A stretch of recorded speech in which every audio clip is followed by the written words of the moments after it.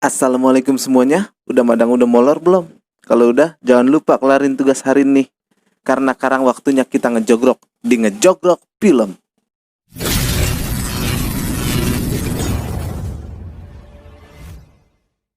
Yang kayak kepengenan kalian buat bahas film Jason Statham.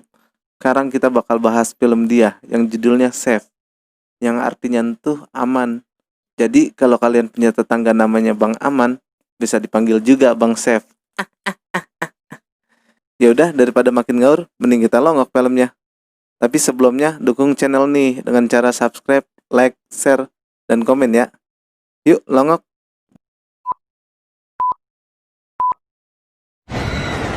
Berawal dari seorang gadis yang berjalan di stasiun dengan muka gelisah, film pun dimulai. Di suatu kolaan di daerah Cina ada seorang bocah wadon yang jenius, yang bahkan bisa sampai ngajarin gurunya. Dia bernama Mei. Dari namanya aja kita udah tahu. Tuh bocah pasti lahir di bulan Januari ya. Kelakuan Mei ini ngebuat malu gurunya dan nyebabin dia harus dipindah ke sekolah khusus. Pas Mei dan teman-temannya jalan pulang, tahu-tahu Mei diculik dan dibawa ke tempat bos mafia yang namanya Jiao Han, yang ora demen pakai komputer. Pengen jadiin Mei sebagai alat menghitung karena kepinterannya. Mei pun terpaksa nurut karena diancam emaknya bakal dibunuh kalau nolak. Scene pindah ke seorang lanang bernama Luke yang mau bertarung. Tapi lawannya koma dengan sekali pukul. Sampai ibu lawannya kesel sama Luke. Luke yang baru tahu lawannya ternyata bukan petarung, melainkan seorang YouTuber, nyamperin manajer arena pertarungan tuh dan mukul dia.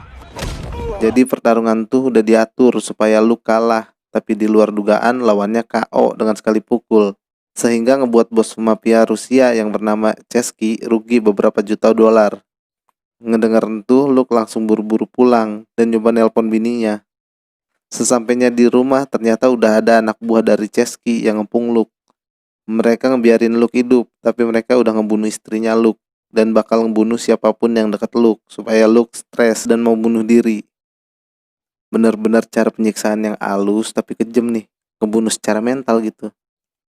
Setelah menjadi sebatang kara seperti Hachi yang mencari ibunya, Luke berkelana tapi bukan untuk nyari kitab suci, melainkan mencari alasan buat bertahan hidup. Di sisi lain, Mei dibawa ke Rusia buat ngitung pemasukan bisnis dari babahan yang dipegang sama Bang Kuang, yang juga sebagai ayah angkat Mei. Begitu nemuin ada bisnis yang rugi, Bang Kuang ora segen buat ngebunuh orang yang megang tempat tentu. Scene pindah ke malam hari. Mei yang lagi tidur dibangunin wadon yang namanya Ling buat ngasih tahu kalau sebenarnya emaknya Mei udah meninggal seminggu yang lalu. Sedangkan Luke yang lagi berkelana numpang tidur di penampungan para pengemis. Di situ Luke ketemu pengemis yang minta sepatunya. Tapi besokan paginya Luke bangun dan ngelihat pengemis itu udah tewas. Yang ternyata pengemis itu dibunuh anak buah mafia Rusia yang udah ngancem Luke bahwa bakal bunuh siapa aja yang deket sama Luke. Dan Luke pun diusir dari penampungan itu sama penjaga. Scene pindah ke babahan yang nyusul ke Rusia. Sesampainya di tempat Bang Kuang, babahan ngasih catatan angka-angka. Ayo coba tebak angka apa nih? Nanti juga tahu ya. Catatan itu terus dibakar dan cuma Mei yang apal. Di tempat lain, Luke yang lagi jalan tabrakan sama aki-aki yang langsung marah-marah. Terus pas mau beli Fiesta dengan rasa stroberi buat gunain tangan kirinya supaya ora luber, Luke ora bisa bayar karena ternyata duitnya dicopet aki-aki yang nabrak dia tadi. Luke yang tawa baik bikin pengunjung lain keganggu sampai datang polisi yang langsung ngajak Luke masuk mobil polisi dan ngajak Luke ke gedung tua. We couldn't believe how fucking...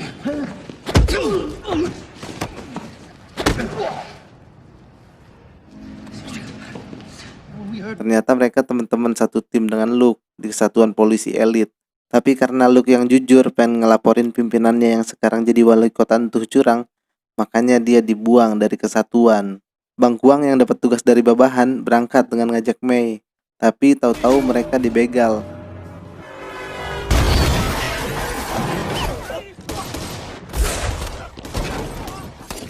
Anak buah Chesky yang berhasil nyulik Mei ngebawa Mei ke markas mereka buat ketemu Chesky. Dan Chesky terus maksa Mei buat ngasih tahu angka yang lagi tuh babahan kasih lihat. Tapi Mei bilang kalau dia nggak tahu. Tiba-tiba polisi datang yang dipimpin Wolf, oknum polisi yang mata duitan, buat ngepung markas Chesky. Saat itu Mei ngambil kesempatan buat kabur. Sedangkan Wolf yang dibayar Bang Kuang ditawarin harga lebih tinggi sama Chesky. Mei yang berhasil kabur dikejar para mafia dan oknum polisi. Scene pindah ke stasiun. Luke yang udah mulai pasrah nyoba bunuh diri di rel kereta. Tapi begitu tatapan sama Mei, Luke ngurungin niatnya. Dan Luke ngeliat Mei yang dikejar mafia Rusia langsung ngikutin Mei buat nyelamatin dia. Run.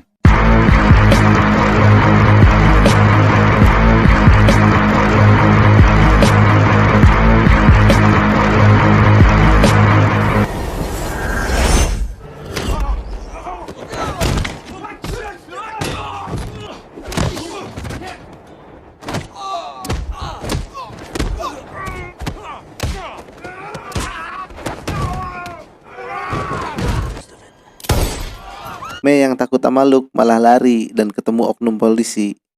Lagi dan lagi Luke nyoba nyelamatin Mei.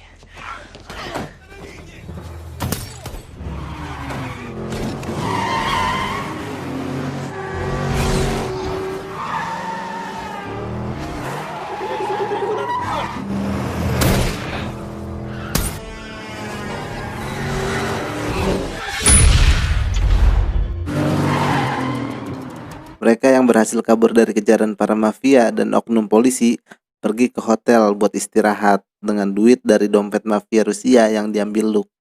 Di dalam hotel, Mei nanya Luke kenapa nyelamatin dia. Tapi Luke bilang tuh karena Mei udah nyelamatin dia yang hampir bunuh diri. Gantian Luke nanya kenapa Mei bisa sampai dikejar-kejar sama mafia. Dan Mei pun nyeritain masalahnya. I was going someplace where I would get another number and more instructions. Bang Kuang dan gengnya berhasil nemuin tempat Luke dan Mei berada karena alat pelacak yang ada di Mei. Bang Kuang yang nanya ke kasir pakai pistol ketahuan nama keamanan hotel dan terjadi adu tembak. Sadar tempatnya udah ketahuan, Luke minta Mei nulis kodenya dan ngebuang handphonenya. Terus mereka berdua kabur.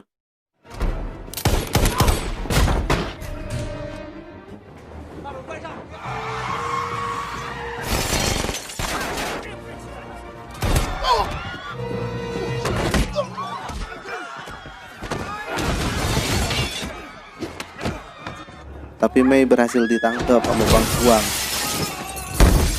Dan Bang Kuang geng berhasil kabur dari polisi pakai cara nyelinap barang pengunjung. Luke yang kehilangan jejak Mei nyoba nelpon Vasily, anak dari Chesky, dengan nyamar jadi Piotr buat dapat info apa yang sebenarnya direbutin dari Mei. Dengan ngajak seorang wadon malam, Luke datang ke tempat Vasily lagi nongkrong.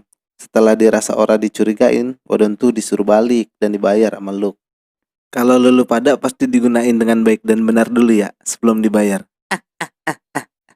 Dengan posisi yang udah mantap, Luke nyerang.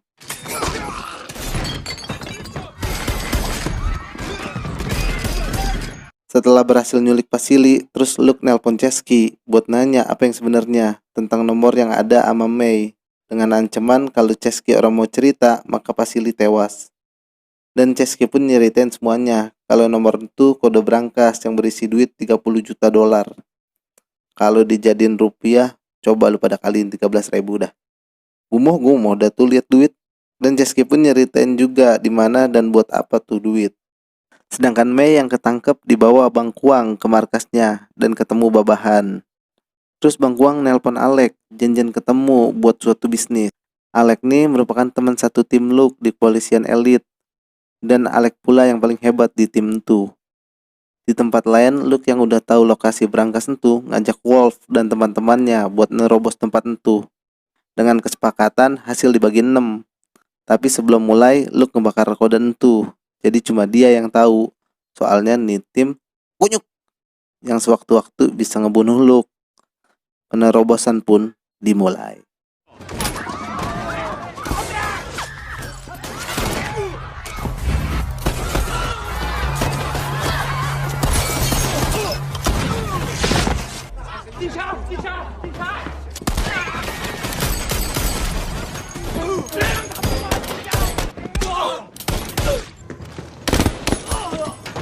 Pas udah sampai dan Luke ngebuka berangkas itu. Tapi pas hampir kebuka, Luke nembak Wolf dan timnya duluan yang mau nembak Luke. dan cuma nyisain Wolf buat alibi keluar dari tempat itu yang udah dikepung polisi. Setelah keluar dari situ, Luke ngikut Wolf. Dan dengan info dari Chesky, Luke nyelinap ke rumah wali kota buat ngambil sebuah disk yang berisi nama-nama penting dan data keuangan negara. Setelah dapat itu semua, Luke nelpon Alec. Luke nawarin tukeran kalau Alec bisa bawa May, Luke bakal ngasih duit 30 juta itu.